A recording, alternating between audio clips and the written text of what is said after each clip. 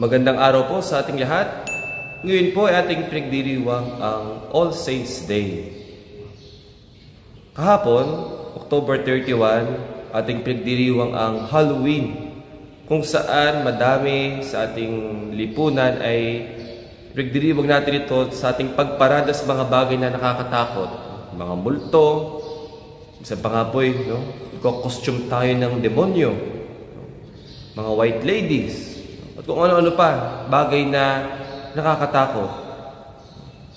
Pero hindi po yun ang tunay na diwa na dapat nating ipagdiwang. Halloween, All Hallows Eve, ibig sabihin, yung bisperas ng pagdiriwang ng lahat ng mga banal. Hindi naman po tama na ganun yung ating, maging ganun lamang yung ating maging image sa tuwing sasapit ang November 1. Sapagkat ang November 1 ay All Saints Day, araw na ating ginugunita ang lahat ng mga santo sa langit.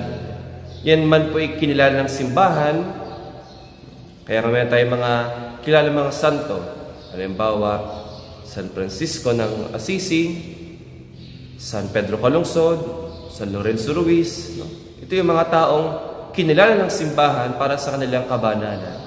Pero gayon din, kinikilala din natin sa araw na ito ang lahat ng mga taong isinabuhay ang kabanalan.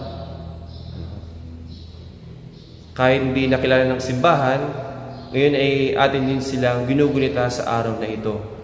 Kaya naman po, nauuso po ngayon yung pagdiriwang ng Parade of Saints. Imbis na ipromote ang katatakutan, ipinopromote natin ang kabanalan. Sabi nga po, holiness is the most attractive face of the church. Ang kabanalan ang pinakamagandang mukha ng simbahan.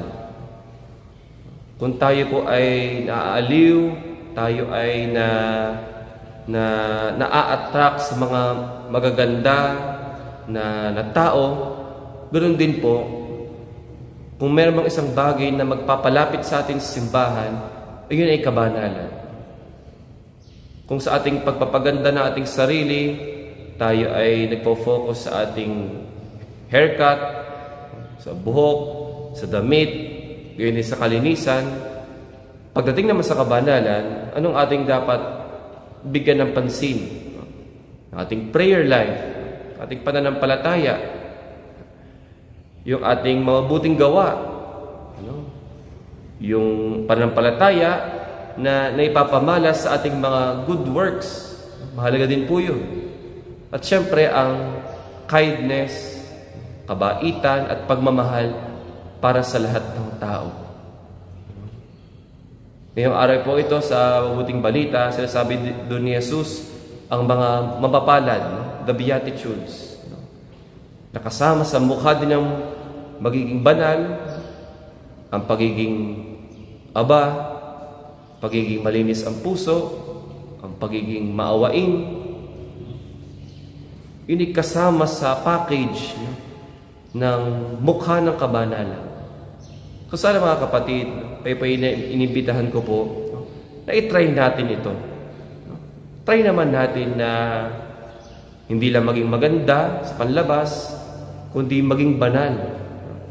Ito hindi lang po para sa mga taong nauna na o para sa iilang mga tao. Lahat tayo pwede at kaya natin maging santo sa tulong ng grasya ng Diyos.